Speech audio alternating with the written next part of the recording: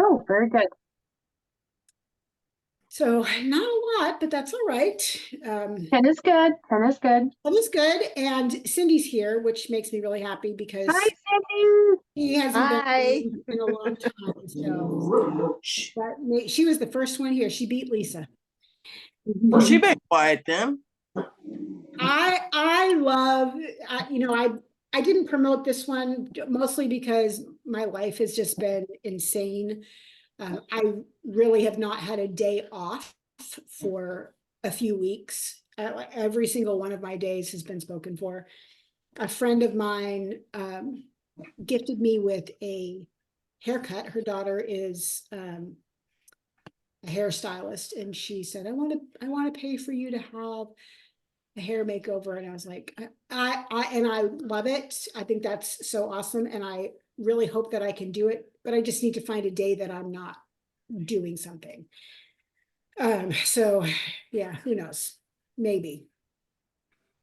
I can't get my hair cut too short though, because if I have short hair, my son doesn't talk to me. I don't know why. He's not the one that has to deal with the hair either. That's true. That's true. But anyway, so we're recording. We are going to be discussing element 15. And before we jump in, I do want to say, please keep in mind that element 15 is basically maintenance. So there are a lot of things in here that are not 5-in-1. They are not for weight loss, but it is really good to be thinking ahead, planning ahead, thinking about what is coming down the road. I feel like a lot of times in the transition group on Facebook, there are a lot of people in that group who are still on 5-in-1, which is totally fine. But I always get a little worried when people ask questions like, well, can you have, you can't. Like, and it just makes me so like I'm always so I'm protective of you guys, and I want to make sure, I want to make sure you get all of the right information. So I'm, very careful on the 5-in-1 group. The reins are a little looser on my living in the light group, just because that is really more broadly covering weight loss and just healthy living.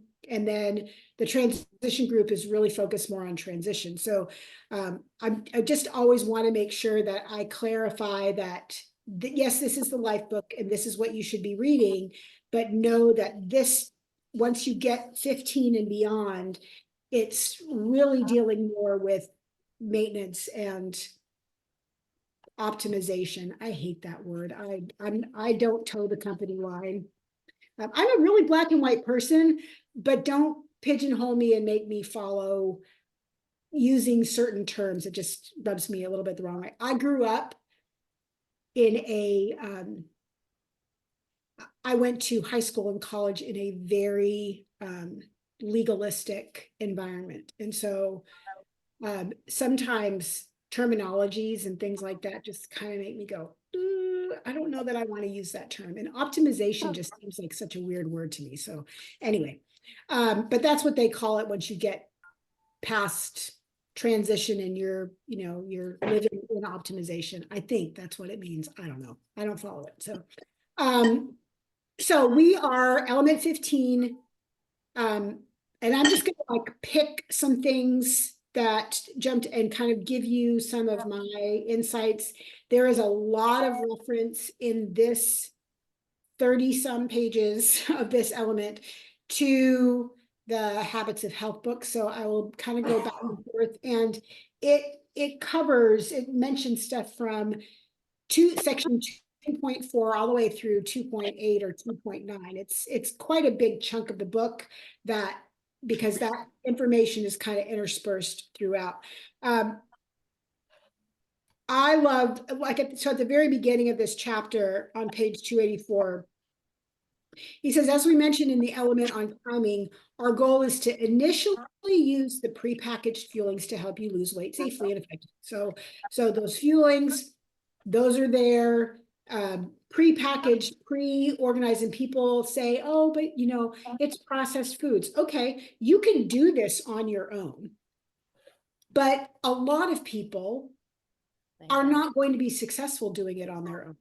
And so relying on or turning to the processed, prepackaged fuelings is what is going to help people lose weight. I don't like processed foods, and I tell you, I did it. And I towed that line because it worked for me. And now I'm not using them, which is fine. But he does say their role will change to being a convenient, fast fueling to overcome the times when healthy food is not available or you are limited on time. And what I think when I read between the lines there, really what he's saying is they are a tool. They are not a crutch.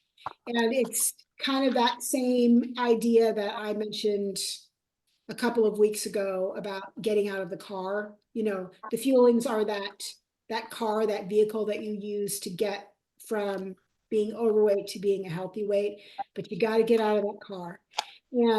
And for some people, that means maybe they only do, they back off to 3 fuelings and they eat 3 of their own meals.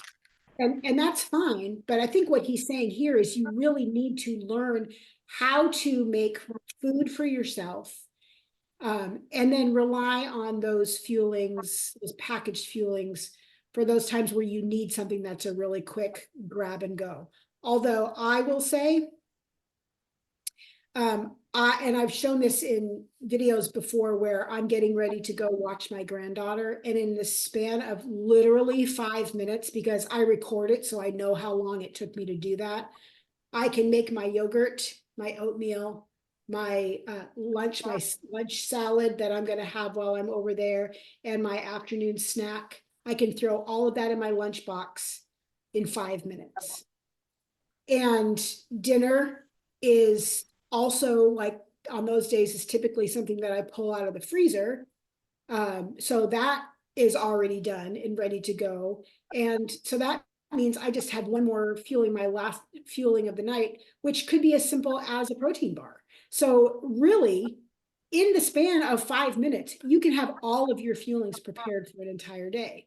And that is using one, if I used a protein bar, that is using one packaged item.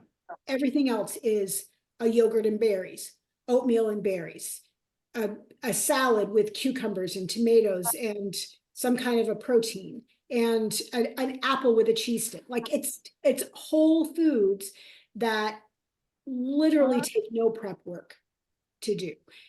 So I don't know that the fuelings are necessarily as necessary when you're in maintenance as some people think that they are. When people say, oh, well, they're just so convenient for me. I'm like, well, but grabbing a yogurt and a cup of berries is going to take you less time than it's going to take you to make waffles or, make the soup or, any of the fuelings that you have to prepare. So you really, that's not a really good reason, although, everybody does what everybody does. So, but I think those things need to be a tool and not a crutch. It's really important. He does talk about you need to be in full control of your weight and your metabolic switches, but still be able to eat a large variety of whole foods that make up the full experience of modern life. And I wrote in the margin there, live in reality. We're not designed to eat packaged foods. We're designed to eat like whole foods. And the more you can do that, the better it is for you. At the bottom, I also wrote, you don't have to wing it or stress about it. And that's kind of like, was a reminder for me to say, it's really simple to figure out what you're eating to maintain your weight loss. I just realized that my shirt and my bedspread are very small. Like I'm looking at my, like behind, I'm like, oh, if I move over a little bit, I'll blend right in with, it's not the same fabric, but it's, looks, sorry.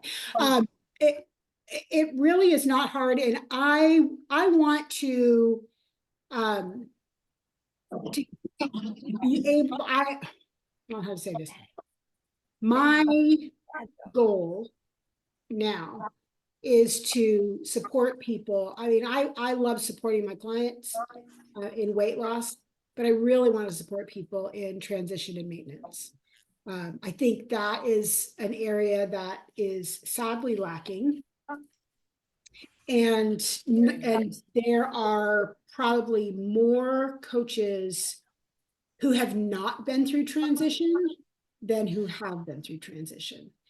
And so I kind of want to stand as a beacon to all of you guys, all of the newbies, all of the people on the transition group to say, if your coach isn't able to, I'm not asking you to change coaches. That's not what I want.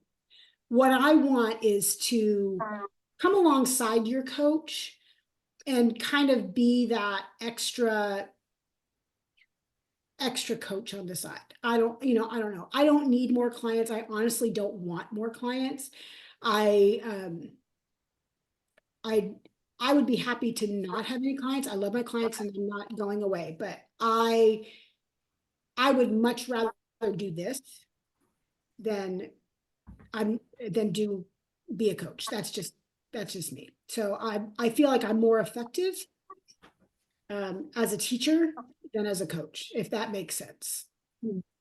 So anyway, so there you go. It's not hard, and I want to move because there's a lot of ground to cover here. He talks about the 9-inch plate system, and you can, if that's something that is interesting to you, if you go on Amazon, there are numerous products that you can buy that are 9-inch plates that are divided, like they're divided into like 3 or 4 little segments. And that helps you so that when you're doing something like looking at page 286, where he talks about how your 9-inch plate should be divided, 25% fruit, 25% vegetables, 25% protein, 25% grains. Although he does say you could have actually more vegetables, maybe a little less fruit. As long the one that you can really expand is the vegetables, and then the grains you could probably cut back a little on. I don't do 25% of my plate in grains. Most of my meals are protein and vegetables or fruit.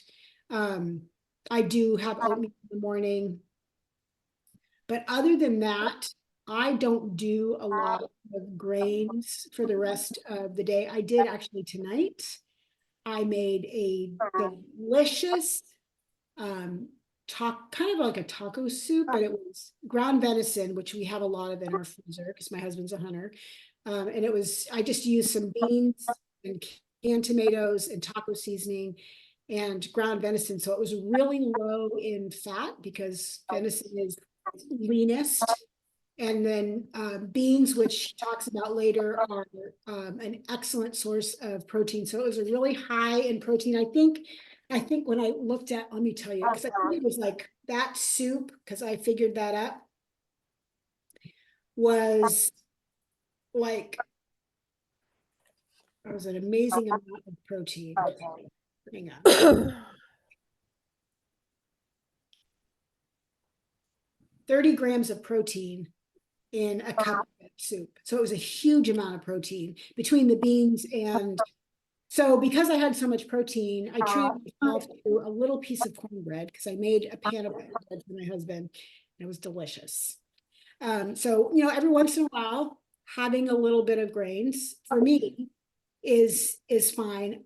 I'm a huge grain lover, and if I were to incorporate that into my diet all the time, I would put the weight back on, and I don't want to do that. So, so as much as 50% can come from vegetables, and he said, as a general guideline, I would avoid more than 25% coming from the fruit category. And honestly, I made myself a little note there that I probably need to reevaluate. I probably eat a little more fruit than I should, and probably need to eat a little more vegetables. So I have fruit 3 times a day. Usually with my berries, my strawberries and blueberries.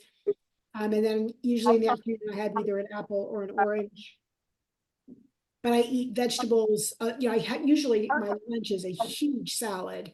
And then dinner time is usually consists of quite a few vegetables as well. So, I'm pretty happy with, my fruit and vegetable options like that, but I might try to cut back a little bit on the fruit.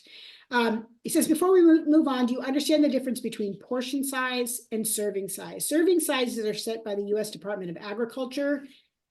There are 2 serving size recommendations. The first is for a particular food, for example, a half a cup of fruit. The second is the total daily recommendation for a healthy diet, 2 cups of fruit for a 2,000 calorie diet. Portion is more commonly used to describe how much food is put on the plate in front of you. Portions may be larger or smaller than the serving size of a particular food. So, we should have 2 servings of fruit. You could do that all in 1 portion, or you could make 3 portions out of that. That's basically what he's saying.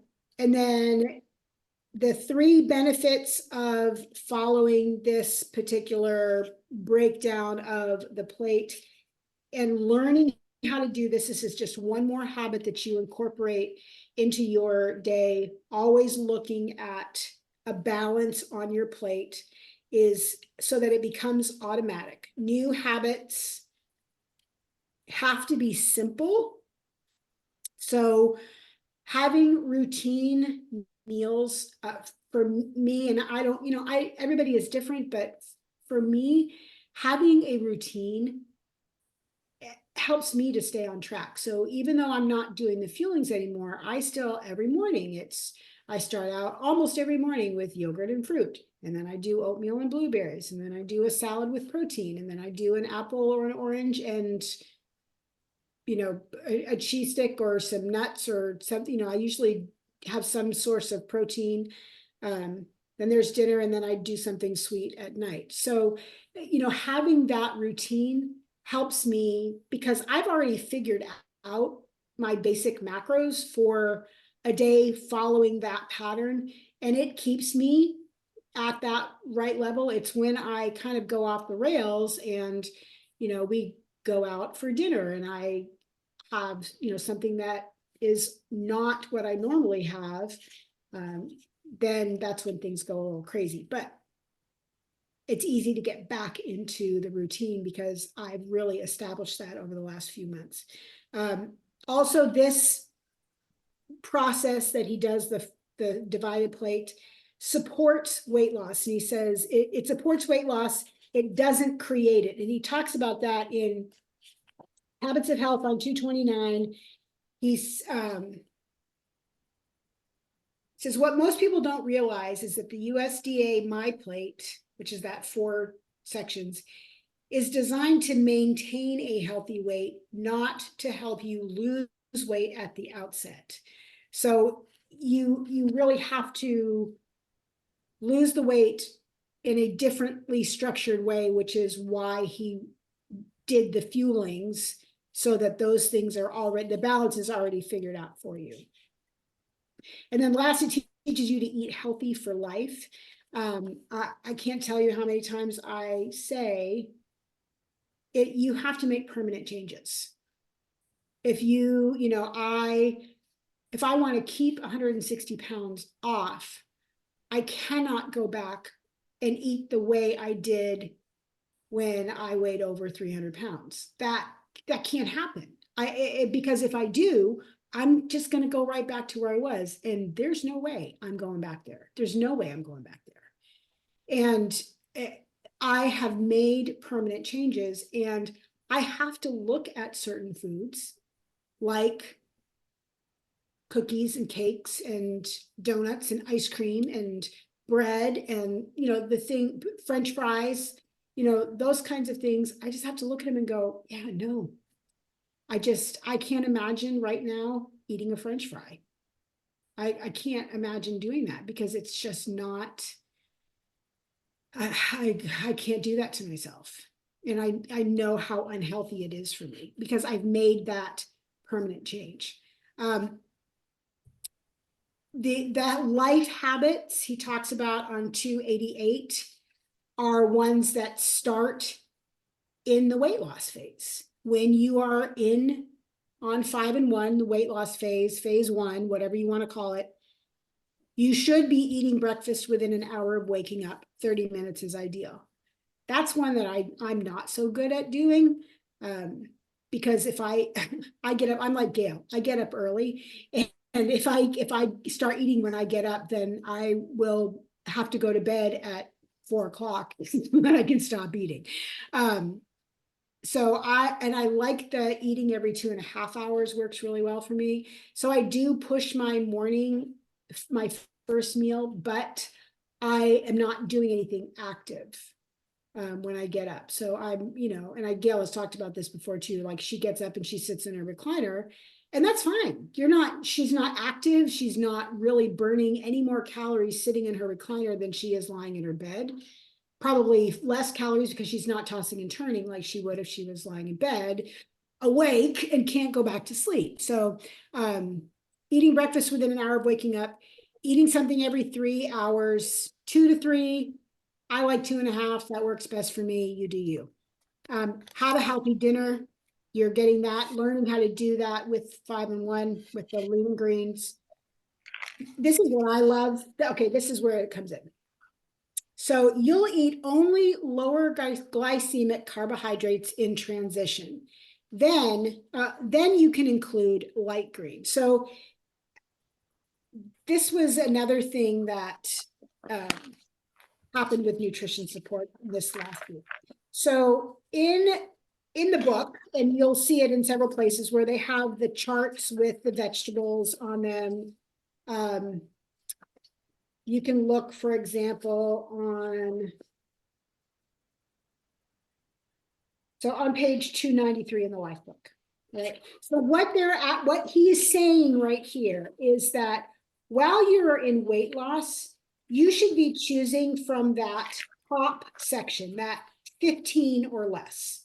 That's what he just says right there. So you'll only eat lower glycemic carbohydrates in transition. So the very low ones, the stuff that's in that green, all right? So interestingly, that includes raw carrots, even though on 5 and 1 you can't eat raw carrots. And also artichokes are on that list. And Brussels sprouts, which is interesting but again, this is not for 5 and 1, this is for weight loss, for maintenance. So until you get to transition or through transition, you can have anything off of that green, right? And then it says you can include the light green. So that's where the 20 or more comes in. So the dark green at the top, and then after transition, you can add that. And then once you're in maintenance, you could have that high one, but you probably shouldn't, because that's what he says. Like, at one point it says to avoid the stuff that's in like the orange and the red.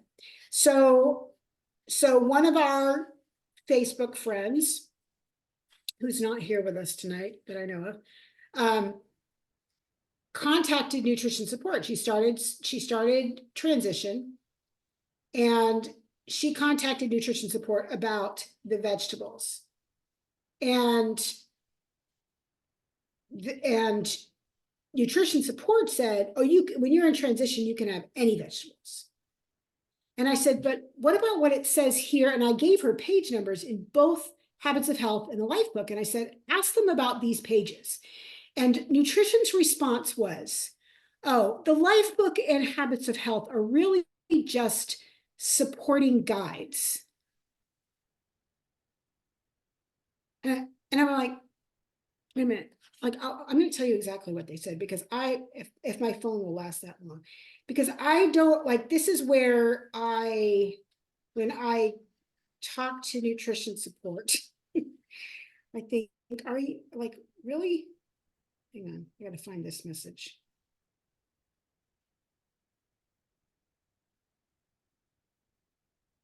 I swear that she had this message and we had a message.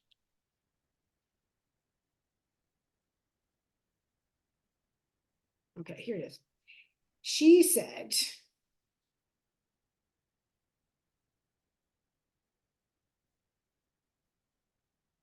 so she wanted to make sure, just to clarify, this is what the person said, that not the person, that the member said. Would you please specifically address what it says on page 278 in the Lifebook, week 1, add vegetables, add any vegetable from the green section of the charts. Are you saying this is incorrect and I am allowed to have any vegetable that I prefer, even if it's not in the green section of the chart, right?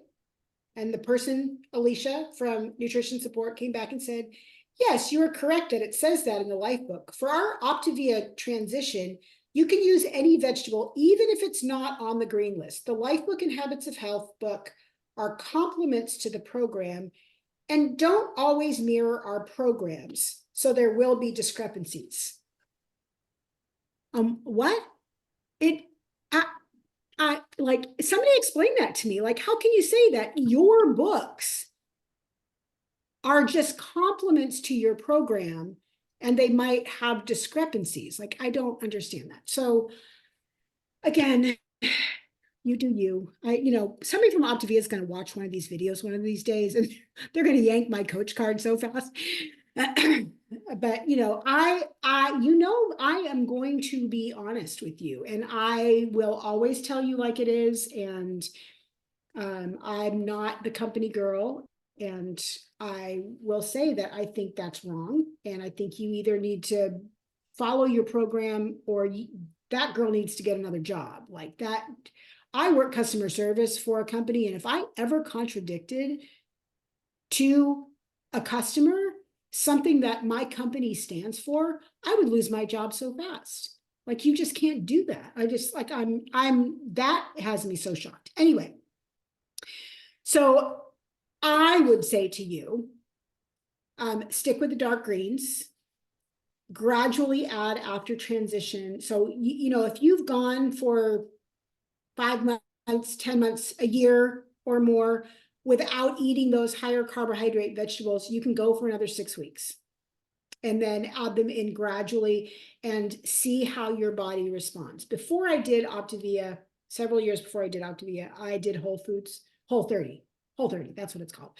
And the one thing that I liked about Whole 30 was the process of reintroducing foods one at a time, a week, one a week, to see how your body responds. And I think that's really smart.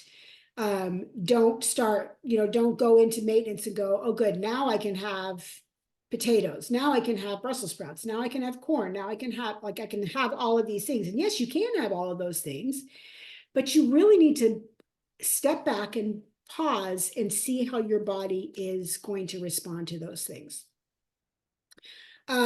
One other thing that I really noticed in this, and I wrote a note about this, is that when you are shopping for foods, don't shop at Whole Foods because you'll lose your paycheck on that one.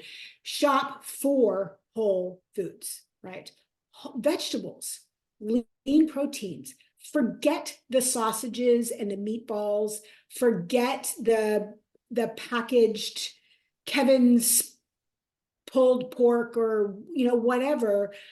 If you can make things yourself or have somebody else make them for you, with whole ingredients, know the quality of your food. That is going to make for a much healthier person if you are avoiding things that are processed. And so many arguments with people over the last couple of weeks about processed foods, and somebody decided they were going to leave the group because I told her she couldn't have sausage, and I'm sorry, but it says in the book, so nutrition support might now say, well, you know that, if you want to have it, you can have it. But the book and Dr. A says, processed foods are not good for you. Those processed meats and things like that are filled with ingredients that are not safe for our bodies. So why would you do all this work to lose weight and then put ingredients in your body that are not good for you? Focus on those low glycemic foods for optimal health. He says part 2.5 focuses on that.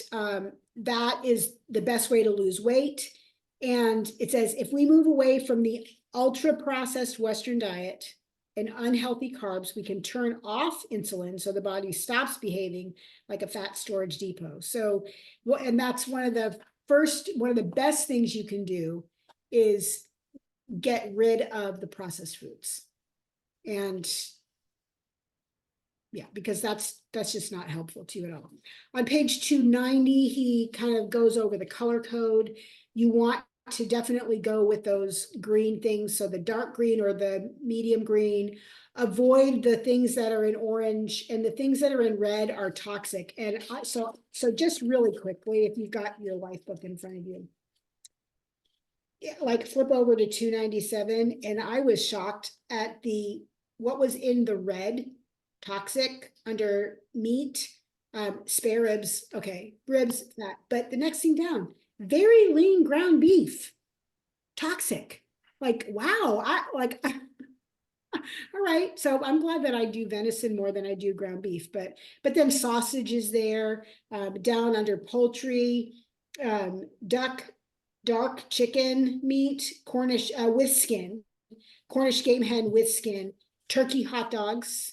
So, turkey sausage, chicken sausage, turkey. I mean, it's just not good for you, which I'm assuming turkey bacon would fall into that same category. And then cheeses on page 300, Monterey Jack, Havarti, Parmesan, cheddar, Swiss, Jarlsberg, and Colby. Like those are all like on the really ones that you should avoid. And Parmesan, which is weird because Parmesan is one of the ones that is on like in practically every Optavia recipe. So, you just kind of have to figure that. But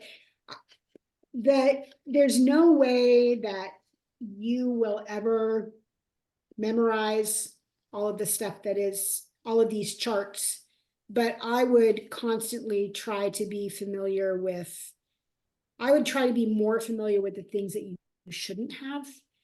So that is kind of your red flags than the things that you can have. Because there's an awful lot of things. Vegetables and fruits should make up a whopping 50% of your meals.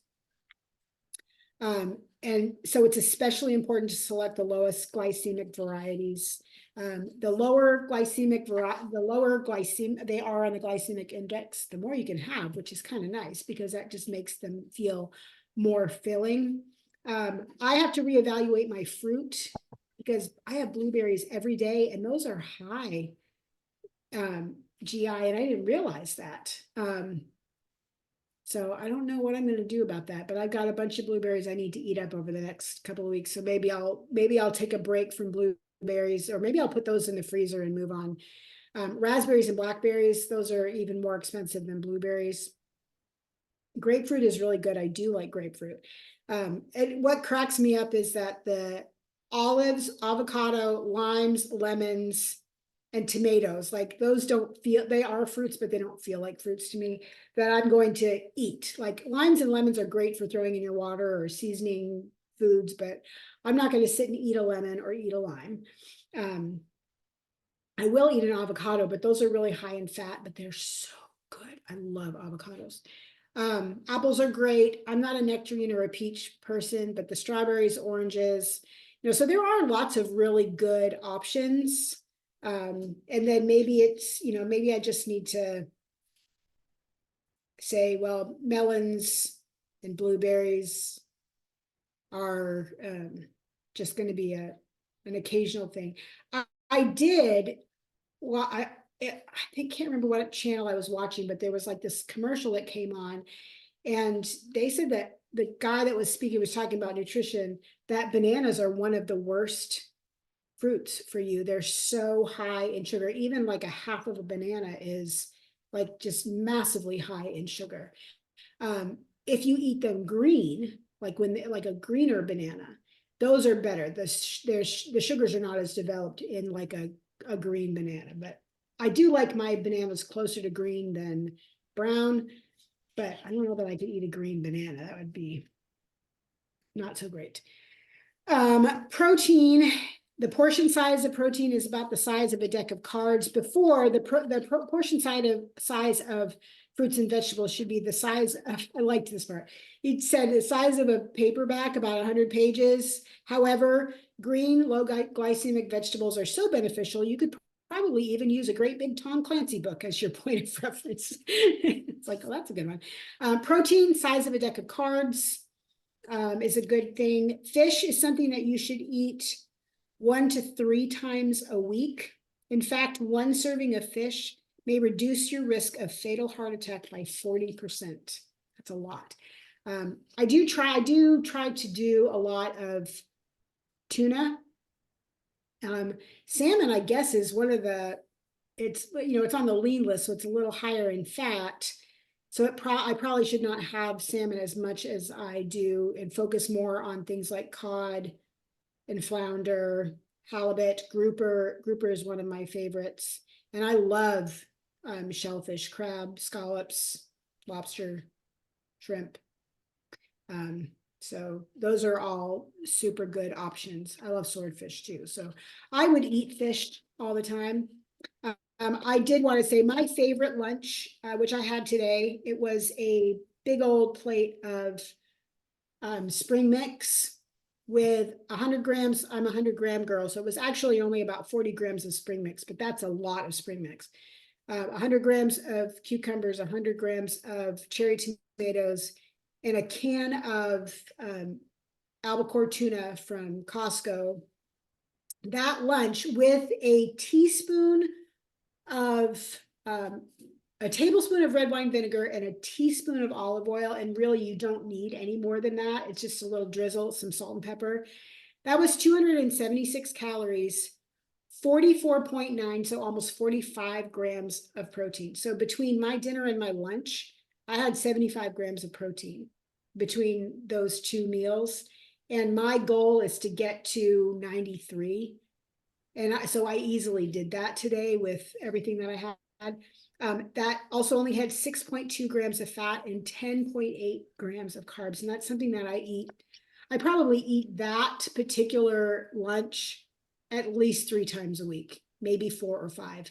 Sometimes I do chicken. I do buy the pulled chicken at Costco, where they take the rotisserie chickens and they pull all the white meat off, and then they package it in like 2.5 pound, almost 3-pound packages. And I bring that home and I divide it up into 4-ounce baggies, and I put them all in the freezer so I can grab like 2 or 3 baggies out and they'll thaw, and I'll have those on my salads to have like 4 ounces of lean chicken. So, and so I think that the tuna lunch is actually higher in protein than the chicken one is. But still, it's an excellent lunch, and it's super easy. It doesn't take me 2 minutes to throw that together. Again, pay attention to the fat content in your meats. Eggs, limit your daily intake of dietary cholesterol to 200 milligrams, the amount in 1 small egg.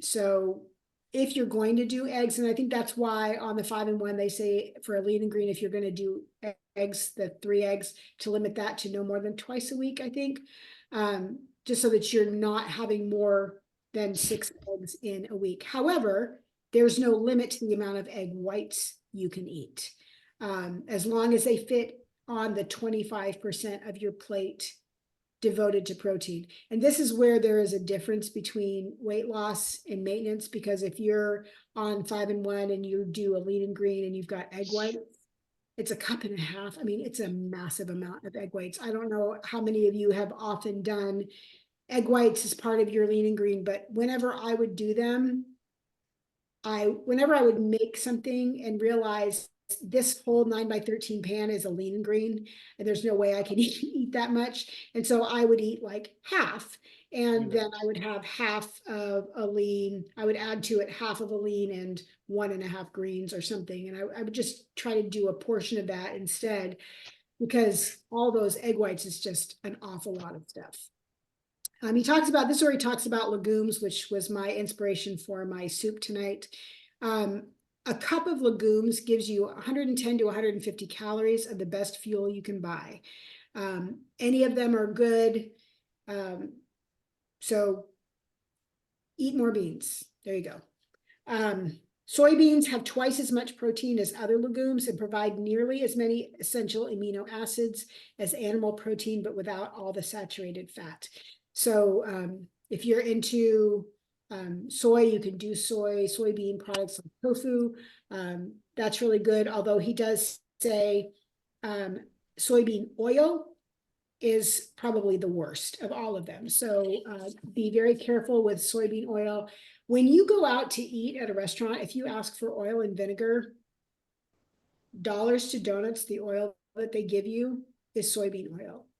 Many of the olive oils on the market, and there's actually a documentary on, I don't know if it's on YouTube or Netflix or something, that talks about olive oil and how many of the olive oils that we buy in the store that are available for you to buy in the store are not 100% pure olive oil. They're usually combined with soybean oil. And I don't think it even says that on the label. But I think that was something that I heard in that documentary. I talked about cheese already. Nuts and seeds are great for you, healthy, low glycemic, protein rich. They have lots of healthy fat, but they are also very high in calories. So it's a very small amount. It's a handful of nuts or seeds that you can have. Grains, 25% of your plate. Your grain selection set the stage for success or failure. Starches come in a vast array of options. Sadly, most of the options developed and promoted by the fast food and processed food industries are bad for you. So healthy starches I think on the next page, yeah.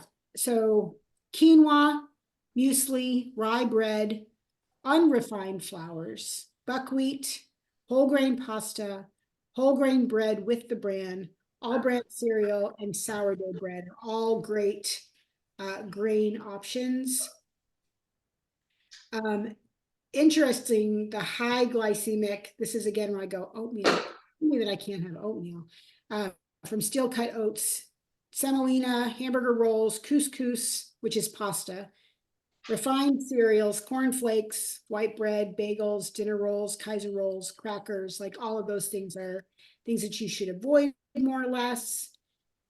Potatoes, rice, and pasta. Wild rice is good. Yams are good. Whole wheat, spaghetti, basmati rice, sweet potatoes, brown rice, but avoid those other things as much as possible. And like I said, I try to avoid a lot of grains and starches anyway. Page 304 is where he really hammers. I think you should run for Congress. Unhealthy grains. Making sure that you are avoiding things like donuts and sodas, cookies, candies, and French fries. Eliminating all ultra-processed unhealthy foods filled with refined sugar and flour can have a dramatic effect on your health. And if you've been on 5 and 1 for more than a minute, and you haven't made a choice to have something off the program, that would fall into that category. Your body is getting rid of those toxins. And I know, like for me, the thought of eating some of those things is almost nauseating to me, to think I don't know that I could eat some of the foods that he says to avoid. I don't really have a desire. I used to love donuts. I used to love French fries. I really could care less about them right now.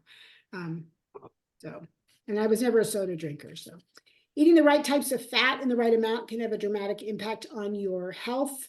25 to 35% of your daily caloric intake with no more than 7% coming from saturated fat. So our normal diet is much higher in fats, and just keeping a grip, a handle on the amount of calories that you're getting from fats is really important.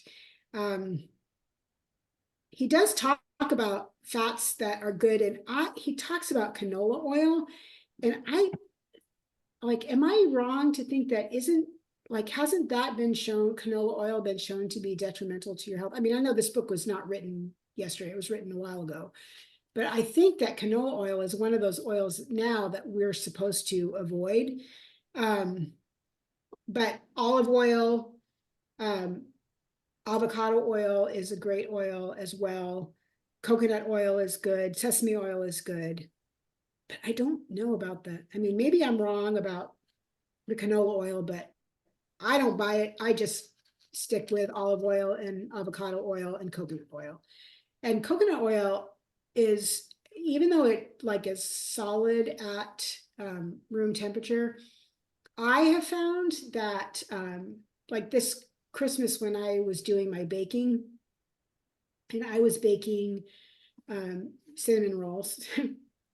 I actually, I use the same recipe, a similar recipe, it's almost exactly the same recipe for my dinner rolls and my cinnamon rolls, except my cinnamon roll recipe calls for vegetable oil and the dinner roll recipe uses butter.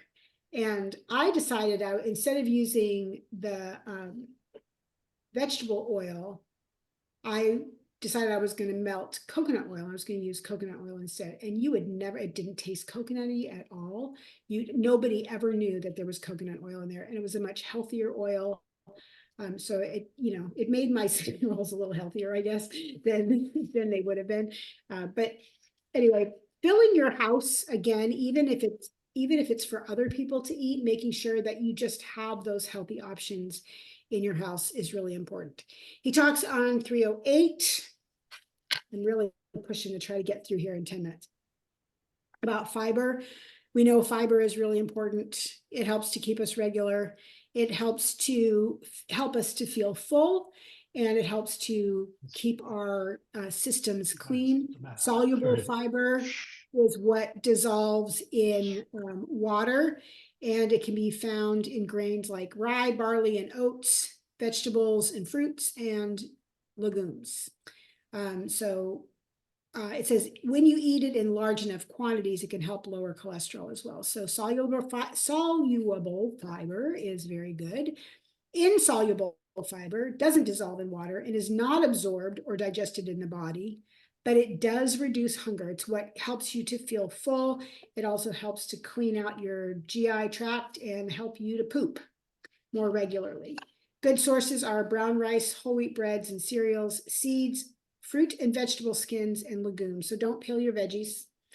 Eat those veggie peels, and that's a great place to get those fibers. Prebiotics, probiotics, and polyphenolic compounds. If you're using fuelings, you're getting a probiotic in that. I don't know anything about the quality of the probiotic, but prior to Optavia, I never took a probiotic. But I really felt like my body got used to having that in my system. And so I did look into and did a little bit of research, actually a bit of research on finding a probiotic that was going to be quality, that was actually going to do something for my body. And Wait, what does the probiotic do? So probiotic helps, well, it says in the book, it deals with your gut and making sure that the microbiome that lives in your gut is healthy so that it will process the foods that you eat and help you to be able to eliminate, and so that your body can best use the foods that you put into it. So it says with a proper diet, the bacteria produce more fermentation, which helps to nourish the gut flora. So you want to make sure that you have a probiotic that keeps your insides healthy. so that they can work. So I use if you're interested in actually learning more about probiotics, I would encourage you to, you don't have to buy the product, but go to seed.com, so SEED. They have, it'll take you like a couple of hours maybe to go through their Seed University. And it's a great, really quick kind of introduction to what are probiotics, how do they work, why are they, why do we need to take probiotics? And even if you don't buy their probiotics, the one that I take, but I'm not saying this because I think you need to take that one. I think educating yourself and learning about these products is really important. If you are interested in it and you want to buy Seed, would you talk to me those so that I can get the referral credit for it? But still, go over there and go through that little. It's like an Instagram. It's like on Instagram, and you can watch all of these like reels or whatever on Instagram. It was very educational. I learned a lot. I don't remember a ton of it, but I have all the notes and I can go back and refer to it. You can also get polyphenols in turmeric and curry-based food. So if you like to throw turmeric into something that you're eating, and then or eat curry-based foods, that's really good. Plus fermented pickles, which he said not those made with vinegar, but fermented pickles like sauerkraut, kimchi, and kefir, however you pronounce that. And yogurt that has live active cultures. So you want to look for that. I think Stonyfield yogurt has live active cultures, but I haven't looked to see what the macros are on that. Incidentally, Stonyfield is made where I grew up. So there's that. And then topping it off with herbs and spices, condiments, whatever, He talks about salad spritzers. Do they even make salad spritzers anymore? Those little things that used to spray that salad dressing. I don't know if they even make those anymore, but really limiting your salad dressing. So what I do, like I will occasionally make salad dressings, but I also, a lot of times my lunch salad is a drizzle of red wine vinegar, a little drizzle of olive oil, some salt and pepper, and I just stay away from the dressings because salad dressings are terrible for you. They're filled with sweeteners and crap, and just like really, if you can make your own salad dressings, I've got recipes for ranch, vinaigrette, and Caesar. All three of them are killer recipes. They're so good, and they're made. There's no sugar in them. There's no sweeteners in them. You don't need sweeteners. It is just solid, delicious, and low fat and healthy recipes. So those are really good. Choosing nutrient-rich foods is really important. I talk about this all the time. The quality of your food is so important. And the reason why those healthy noodles or miracle noodles or whatever are not allowed on 5-in-1, even though they have like 0 calories in them, is they have nothing. Like there's no nutrition in them. Why would you put something in your body that isn't providing you with any nutrition? And so, yeah, so make sure that whatever you put in your body, you are trying to give it the best. On page 314, he refers back to page 278 in the LifeBook, and this is a page that you should have flagged. This is the list of healthy snacks and whole foods that are quick and easy to grab for people who are on maintenance. This is a list for people on maintenance. This is that list that I take down off of the gosh darn newbies page every time somebody asks for, what can I have? Because I can't have my cereal. And someone posts that darn list and I take it down. It's not allowed. It's for maintenance. So these things, when you're in maintenance and you're looking for something quick, these are all excellent options for power-packed meals. And notice that there's nothing processed on there.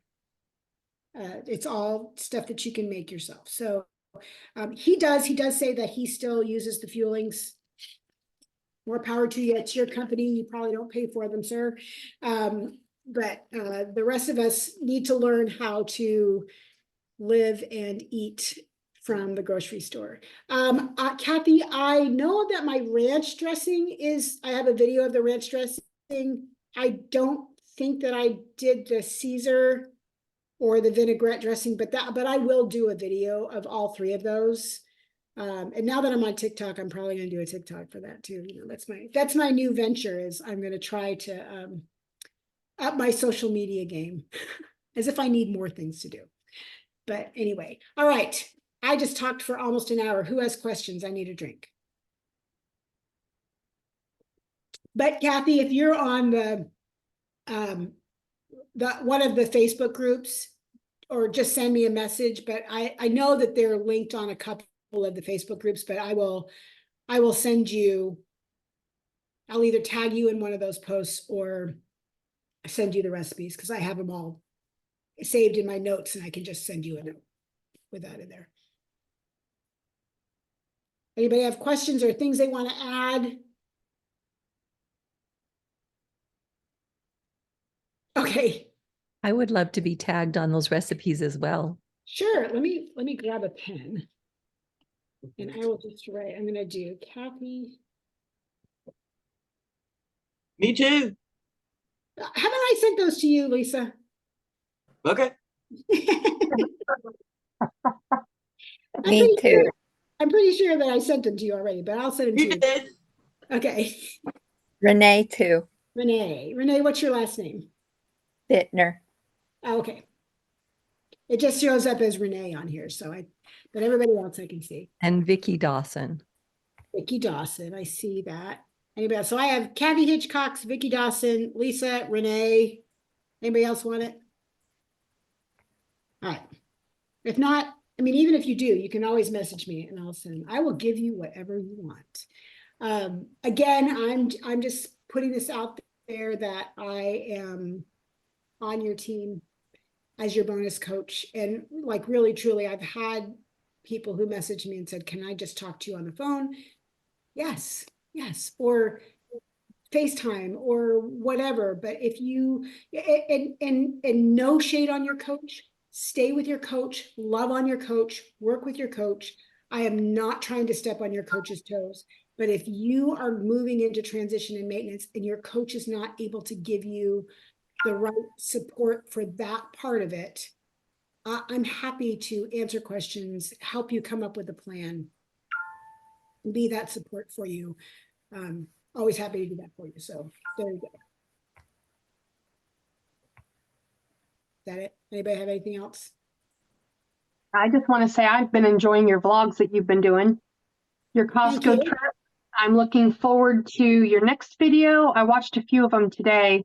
I think you're going to start doing pricing at Costco or something. Yeah, I was gonna do Aldi this last weekend, and then I ended up going to Costco and realized I don't need anything.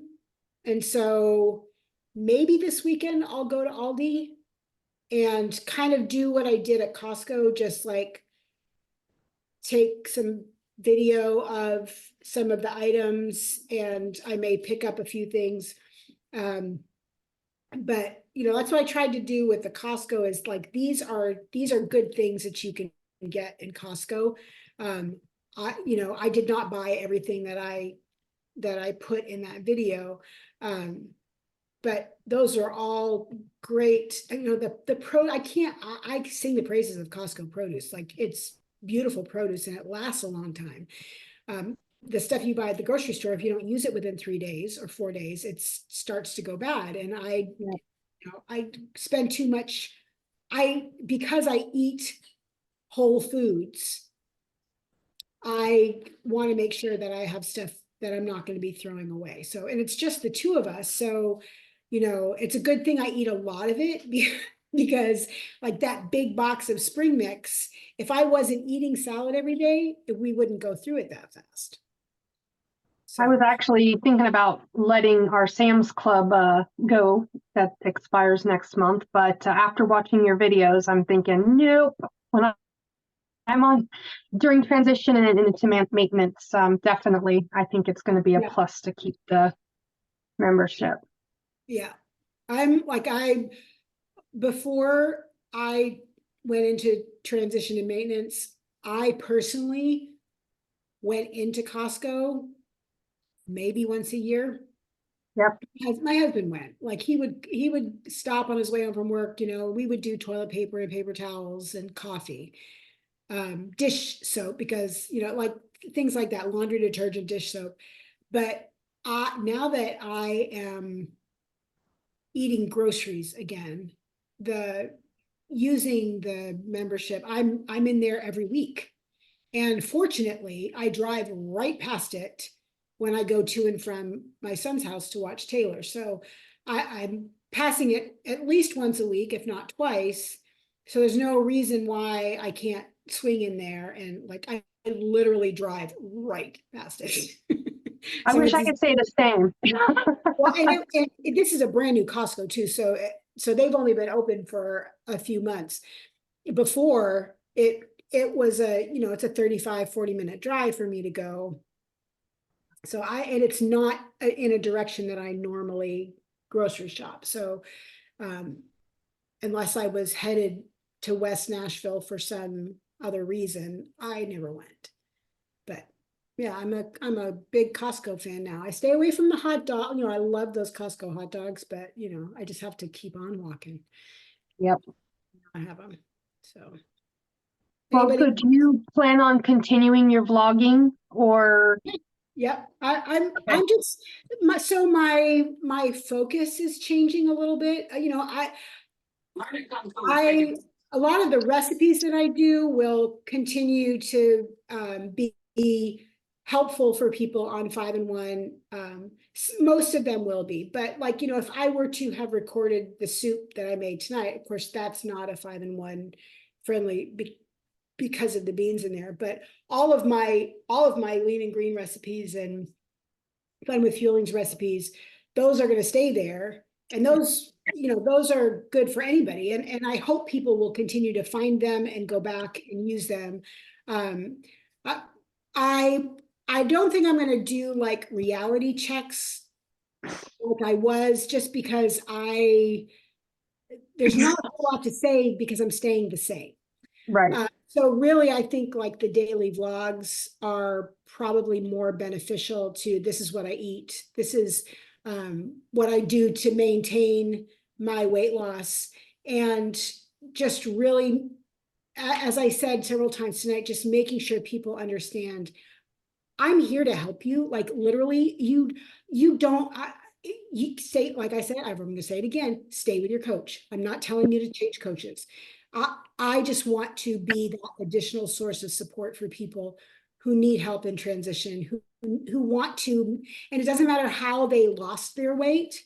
If they want to maintain their weight, I want to help them figure out how to do that.